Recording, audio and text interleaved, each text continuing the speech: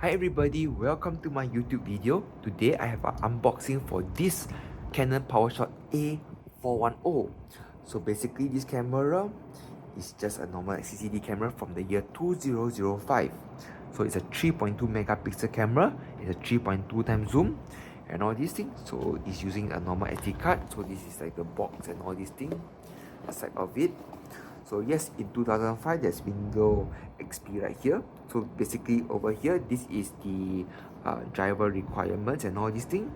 So yep, this is the drivers to download it to connect the camera to the computer if you want to transfer your files, everything. So but nowadays most cameras and all, they don't have like the drivers and all these things. So this is the camera itself. Then inside the box you have this thing, and not forgetting that you also have a bunch of like the instruction manuals, everything. This is all right here. So they got like a digital like shooting guide, everything. So this whole box and all. And we have the normal camera manual as well, and all these things. So like shooting, advising about how to take good shots and all. So without further ado, let me just go straight to the point for this camera. So basically this Canon camera is using AA batteries and all. So most recommended, like I always suggest to everybody who's always watching my videos, please get AA batteries that is rechargeable. It's environmental friendly, and secondly, it lasts long. So the top here is negative and positive, and not forgetting that this camera is using SD card. So you have to get an SD card that is like 1 GB and below for this camera to work, because this camera is a little bit picky and all when it comes to the memory card that is going to take. So over here, this one is the dial, that the mode dial that I adjusted just now. Then over here is the on off button, the power button, display menu, and this is the go to zoom in, zoom out, macro mode and flash function settings, and the function to connect the printer and all. So to turn on, you just press this on and off button. The lens will be the first to pop up. Then now you'll be asked to prompt to select the date that you want. So you have to move the up and down button to go through the month, the date settings, everything that you wanted, and as well as the time and the frequency and the date arrangement. So if you like what you did, press this button here to select. So now you're in the normal shooting mode. So right here, this is the mode that tell you that you are just in the auto mode. This is like the red eye reduction, but this will change if you change with the flash. This will tell you there's a single shot. That means you take one photo at a time. Yes, and this will tell you the image size, which is right now at medium 1. That means it's medium quality. And the bottom right here is to indicate how many shots you have left with. So with a total of 1 gigabyte, you can take roughly about 1687 shots at medium quality. So now I will actually show you that of this camera is using this 3.2 times zoom. So to zoom in is you basically just press the up button to zoom all the way in. It's a 3.2 times zoom. So to zoom back up is you press the down button. So there you go, you zoom back up already. Then if you're taking an object that is very close up and all, like my hand right here, press the left button here to enable macro mode. You can see the flower here. It's the macro mode. If not, you just press out.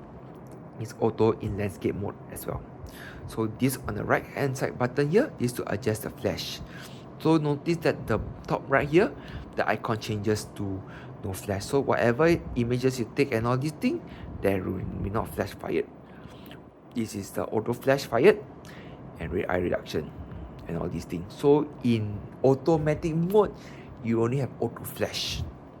So right now, because it's a dark room and all these things, you can see that there will be a flash fire. You can see on the top right here, there will be a flash. And over here, this LED that is like reddish color and all these things, if it's steady, it means that the flash is ready. Then the light here blinking is to tell you there's an autofocus that's ready. So if for example you've taken a photo already and the top button, the red one here, I would say call it red color, is blinking, it means that the flash is charging. So whenever you see something like this, basically you just hard press to autofocus. Once you compose your images already, you press press it down hard. Then that is where you can take your photos and all these things. So if you do not want flash, you can just off the flash with this button here. So if you half press, you notice that there will be two light blinking here.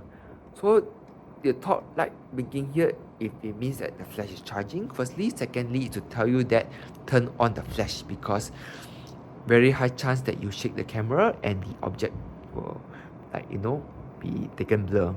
So it's to tell you that if you increase the flash, you turn on the flash, is you increase, like, you reduce the exposure time of, like, the shot taken. That means you add more light to the photo. So even though it's like now focus everything, then if you see this green rectangle, it means the object is focused. Then this one is blinking, it means that I tell you to on flash at when the flash is like off lah. So you just press in. So that's where you can take a photo. So to view the photos you have taken, like this mode down. So now you're in the page here is where you can see the photos you have taken. Move this button left and right to adjust around. If you press up button here is to zoom in. Then you move left and right. For example, you like the image and all these things, so you can move left and right to see the image that is zoom in. Zoom in, then you zoom back out is to press below. Then if you press below again too much time, is to erase. So if you want to erase the object, you just press that here. Press down button to erase, basically. Then if you want to go back to shooting mode, you cannot half press. You must go back to here. So in shooting mode, if you want to adjust your settings and all these things, so you can adjust the autofocus illumination. This is the light meter centric point. This is the 2 seconds preview. The grid lines for the camera is off now, and all these things. So if you go up, if you see this button up here, it's highlighted the camera sign. You can rotate around to the settings for the camera. So the overall settings, you can adjust the language, the volume, the LCD brightness, the date, everything you can be adjusted through here. So if you go down here, this is basically the camera in manual mode.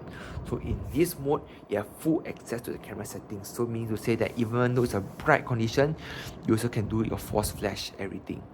So this is portrait mode in nighttime, auto flash, reduction, and force flash. Yes. And over here, if you see this camera mode and M, is to tell you that this camera is in manual mode. And this is to tell you the ISO settings, single shot. This is to tell you it's large.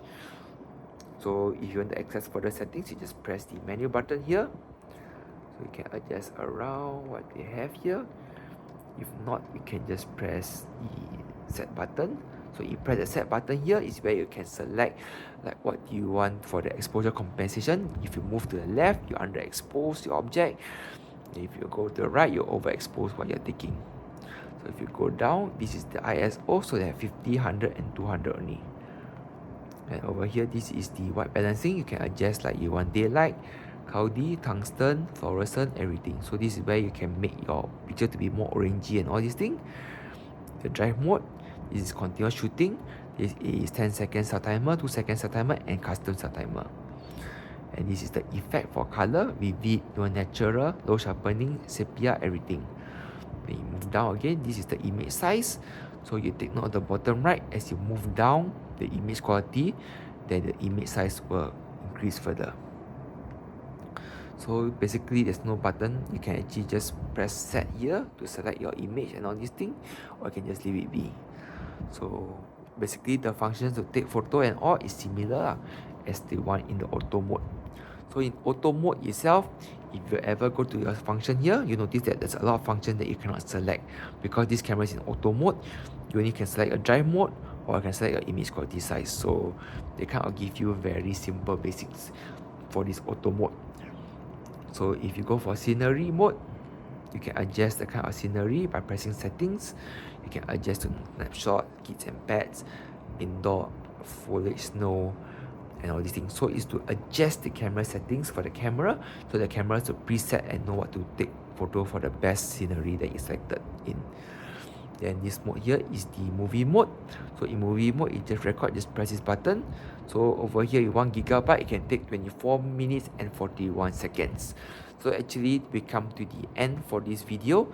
So once you have downloaded all the photos ready, you can the USB is right here, the V3, just connect it to the cable and you just connect it to the computer to put in your, transfer your photos in and all. So if not, you can use the SD card reader. So you just buy the SD card reader and you can read it from the SD card itself. So we come to the end for the video. Thank you very much for watching. Please like this video, subscribe to my channel for more upcoming contents, and I'll see you all soon. Bye.